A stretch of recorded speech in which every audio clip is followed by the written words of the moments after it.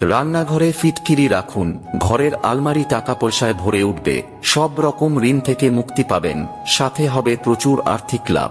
সঠিক নিয়মটি কি সেটা জানার আগে যারা মন থেকে বিশ্বাস করেন বিপদে পড়লে রক্ষা করবেন প্রভু শ্রীরাম, তারা লাইক করে কমেন্টে জয় শ্রীরাম লিখে দিন।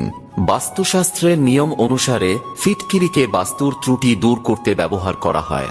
তারই মধ্যে মূল দুটি প্রতিকার হল, নাম্বার 1, যদি আপনার অনেক ঋণ থেকে থাকে তাহলে তার থেকে মুক্তি পেতে একটি আম পাতায় সামান্য সিঁদুর ও সামান্য ফটকিরি দিয়ে বেঁধে একটি পুটলির মতো তৈরি করুন। তারপর সন্ধ্যায় সকলের নজরের আড়ালে সেটিকে কোনো অশ্বত্থ গাছের নিচে মাটিতে পুঁতে দিন। এই প্রতিকারটি ক্রমাগত 3 বুধবার করতে পারলে এর কৌশলে আপনার সমস্ত ঋণ মুছে যাবে। নাম্বার 2, একটি কালো কাপড়ে সামান্য ফিটকিরি বেঁধে ব্যবসা বা দোকানের প্রধান প্রবেশদ্বারে ঝুলিয়ে রাখলে মা লক্ষ্মী সর্বদা সেই স্থানেই সহায় থাকেন, ফলে সেখানে ধন সম্পদের বৃষ্টি হয়।